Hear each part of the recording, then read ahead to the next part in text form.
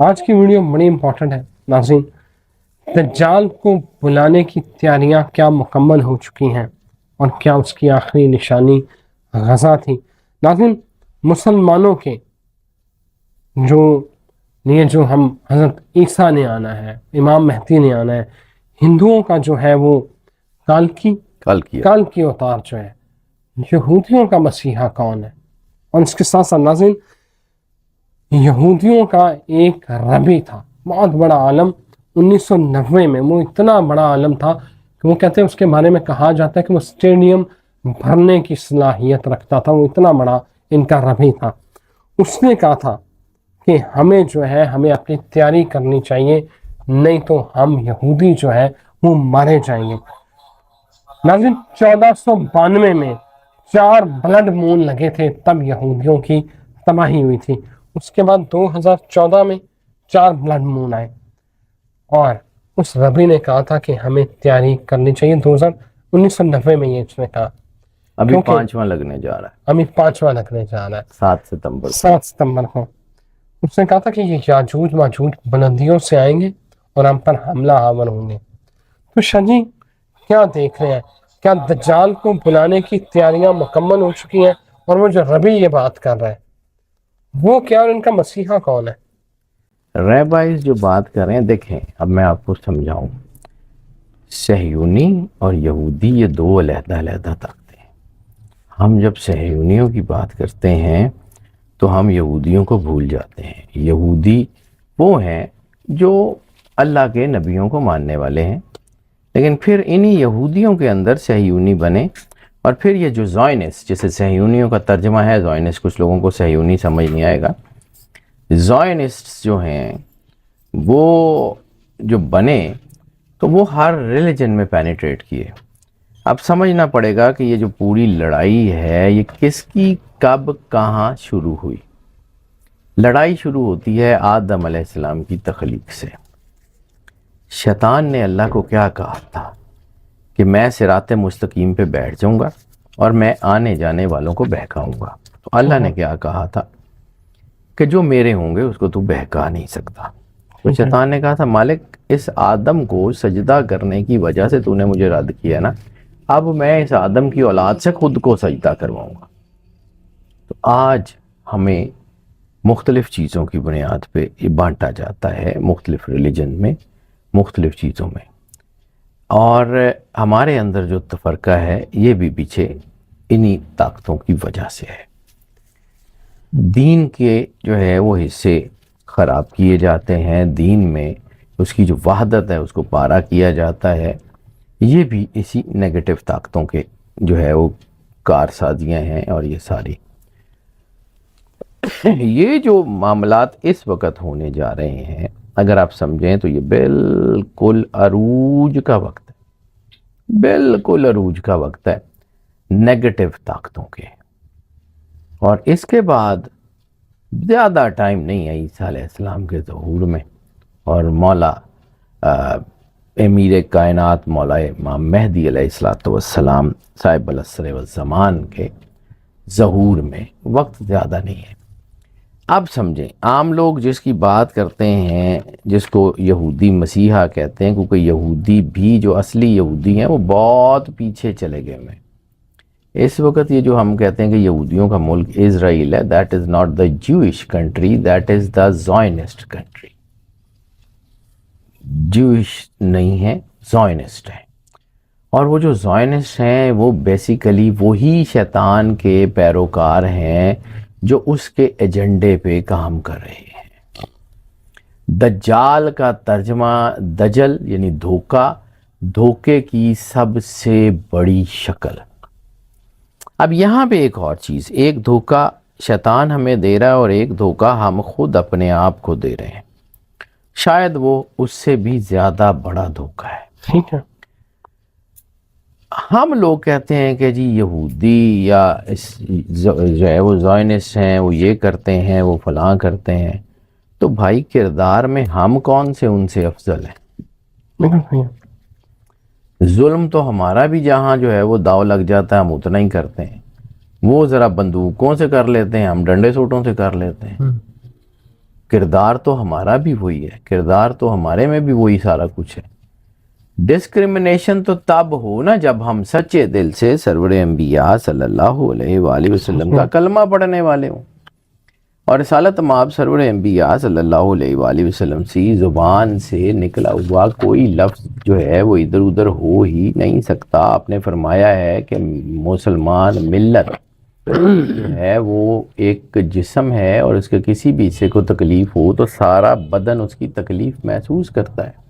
آج ہمیں غزہ کی تکلیف تو ہو نہیں رہی، آج ہمیں جو ہے وہ لبنان کی، شام کی کوئی تکلیف تو ہو نہیں رہی، تو کیا نعوذ باللہ سرور انبیاء صلی اللہ علیہ وآلہ وسلم کے فرمان میں کوئی مسئلہ ہے، یا ہمیں اتنے ٹرینکولائزرز لگ گئے ہوئے ہیں کہ ہم سن ہو چکے ہیں، ہمیں اس درد کا احساس ہی نہیں رہا، ہمیں اس تکلیف کا احساس ہی نہیں رہا۔ ان کے بچے مر رہے ہیں، ہم عیاشیاں کر رہے ہیں، ان کے بچے مرتے ہیں، ہم کانسرٹس کراتے ہیں، وہاں جنگ اپنے عروج پہ ہوتی ہے، وہاں قتل عام ہو رہا ہوتا ہے، تو ہمارے یہاں جو ہے وہ غیر ملکی رقاصائیں آ کے ہماری سٹیج کے اوپر رقص کر رہی ہوتی ہیں۔ ایسے ہی ہے۔ خطہ عرب کی تباہی کی حدیث جو سرور انبیاء صلی اللہ علیہ وآلہ وسلم بادشاہ کونین نے فرمائی ہے کہ ویل للعرب ویل للعرب ویل للعرب، 3 مرتبہ آپ نے فرمایا کہ عرب تباہ ہو گیا، عرب تباہ ہو گیا، عرب تباہ ہو گیا۔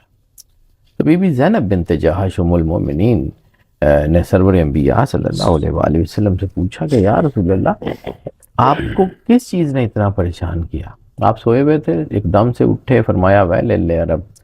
بی بی زینب بنت جہش قریب تھیں، آپ نے رسالت مآب سرور انبیاء صلی اللہ علیہ وسلم کی پیشانی پہ ہاتھ رکھا، فرماتی ہیں کہ پسینے کے قطرے تھے ماتھے کے اوپر، اور سرکار فرما رہے تھے کہ خطہ عرب اس وقت تک تباہ نہیں ہوگا جب تک عرب کے بادشاہ بت پرستوں کے ساتھ مل کے بت پرستی نہ شروع کر دیں۔ آپ نے بت پرستی ہوتی ہوئی دیکھ ہی لی ہے نا، نہیں کیا نہیں۔ اب باقاعدہ اس کی پوجا کرنا یا تھالی پکڑ کے ہلاتے رہنا، مطلب یزید کی فوج میں امام حسین پہ حملہ کرنے والے یا نہ حملہ کرنے والے سارے ہی برابر ہیں، تھے تو وہ یزیدی ہی، ٹھیک ہے، حملہ کریں یا نہ کریں، لڑیں یا نہ لڑیں، لیکن تھے تو وہ یزیدی ہی۔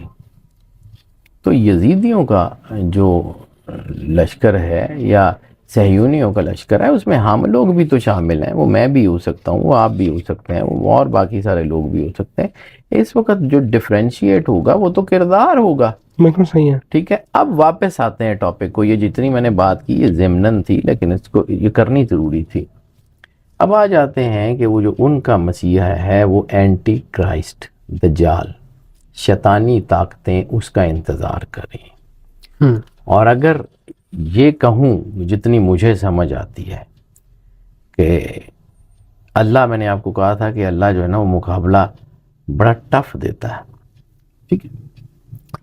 شیطان اپنی پوری آب و تاب سے جو ہے وہ آئے گا دجال کی شکل لے کے۔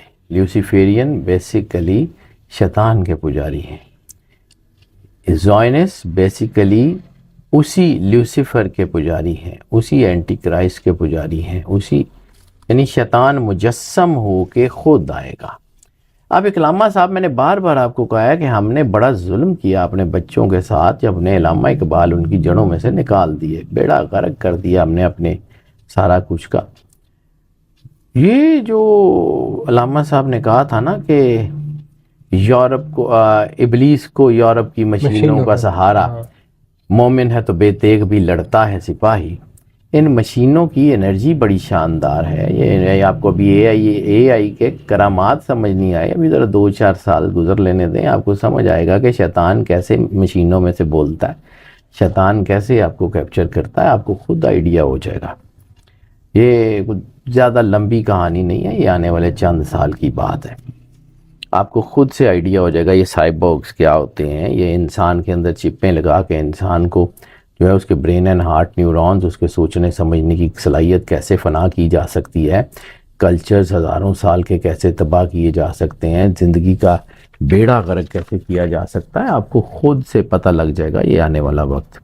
اب بات یہ ہے کہ جو آپ نے ذکر کیا تھا ہندوؤں کا کالکی اوتار ہو، تو ایک کتاب چھپی ہے کالکی، اس کو ضرور پڑھیے گا، اس میں پوری ریفرنس اور اس کے ساتھ اس نے یہ ثابت کرنے کی کوشش کی ہے وہ ہندو، اس نے یہ بتانے کی یہ سناتن دھرم کے جو پرانے ودوان ہیں نا یہ بڑے ٹھیک لوگ ہیں.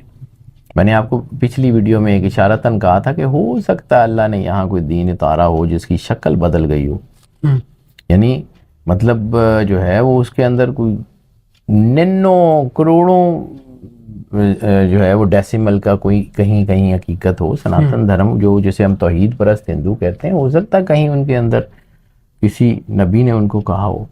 جیسے ایک جگہ میں ایک بہت بڑے ودوان تھے تو ان سے بات کر رہا تھا تو انہوں نے کہا کہ جب ان کے نبی نے ان کو کہا, ہندو تھے, کہہ رہے تھے کہ جب ہندوؤں کے نبی نے ان کو کہا کہ اگر برے کام کرو گے تو نرک میں جلائے جاؤ گے, تو انہوں نے کہا کہ ہم یہیں جلا لیتے ہیں. ٹھیک ہے, یہ پنڈت برج موہن بھوشن جو ہے وہ ان سے میں نے سنا تھا, تو وہ توحید پرست ہندو تھے, ان سے میں نے بہت کچھ سیکھا. خیر ٹو کٹ شارٹ کہ جب یہ وقت آئے گا نا تو کالکی اوتار کی جو کتاب ہے اس میں سرور انبیاء صلی اللہ علیہ وآلہ وسلم کی ساری نشانیاں ہیں, اور وہ کہتا ہے کہ یہ جو آخری کالکی اوتار ہے وہ آ چکا ہے.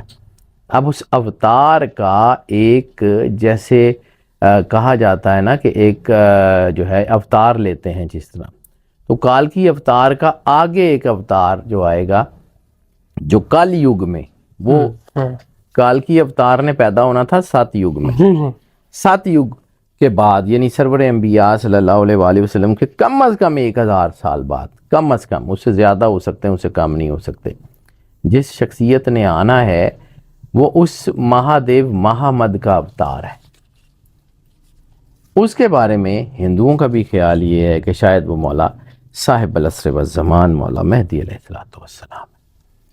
اور اسی کے ساتھ ساتھ جو ہے ایک حدیث ہے جس کے بارے میں لوگ ضعیف کہتے ہیں, ٹھیک ہے میں اس کی سند کے اوپر جو ہے بات نہیں کر رہا ہوں, لیکن اس میں ایک جو جملہ ہے وہ میرے بڑے دل کو لگتا ہے, اور بڑی مستند جو ہے وہ سند کے ساتھ حدیث ہے, متواتر سند کے ساتھ ہے کہ سرکار ختمی مرتبت بادشاہ کونین صلی اللہ علیہ وآلہ وسلم ایک جگہ تشریف فرماتے, موسٹ لائکلی مسجد نبوی میں, کیونکہ ابن ماجہ نے بھی اس کے اوپر کام کیا, اور خاص طور پہ محی الدین ابن عربی کی کتاب میں تو اس حدیث کا بڑا کمال کی ڈیفینیشنز ہیں, پڑھنے والی ہے. ہم چونکہ کتابیں پڑھتے نہیں ہیں تو ہم ذرا گمراہ ہو جاتے ہیں. تو سرور انبیاء صلی اللہ علیہ وسلم امام مہدی علیہ السلام کی جو ہے وہ تعریف بیان کر رہے تھے. بڑی جو ہے وہ ایک چہرے کے اوپر ایک خوشی تھی, طمانیت تھی, اور بڑے ایک جذبے کے ساتھ بیان کر رہے تھے. تو جناب ابو ذر غفاری یا سلمان فارسی, مجھے ایگزیکٹلی مجھے جہاں سے چیزیں بھول رہی ہیں, لیکن وہ پاس بیٹھے ہوئے تھے, موسٹ لائکلی سرکار ابو ذر غفاری. تو آپ نے کہا کہ ابو ذر کیوں مسکرا رہے ہیں؟ جناب ابو ذر مسکرا رہے تھے, پاس بیٹھے تھے اور مسکرا رہے تھے. رسالت میں آپ بات کر رہے ہیں اور حضرت ابو ذر غفاری مسکرا رہے ہیں. انہوں نے کہا ابو ذر کیوں مسکرا رہے ہو؟ کہ یا رسول اللہ, اللہ اور اس کے رسول کی حکمت دیکھ کے مسکرا رہا ہوں. سرکار نے کہا کہ ان کو بھی بتاؤ. اب سرکار کو سب پتہ ہے کہ کس نے کیا بات کرنی ہے, کیا کرنا ہے. میرا یقین, میرا ایمان تو یہ ہے کہ سرور انبیاء سنتے ہیں, جانتے ہیں, سب کچھ دیکھتے ہیں. وہ مالک ہیں جن کے سر کے اوپر لو لا کا لما خلقت الافلاق کا تاج ہو, وہ اتنے جو ہے نا وہ نہیں ہو سکتے. وہ سارا کچھ انہی کے ہاتھ میں, مشیت ان کی طرف دیکھتی ہے کہ آپ کے لب ہلیں تو کائنات کے کارسازی کے قضاء و قدر کے فرشتے جو ہیں وہ اپنا کام کریں. تو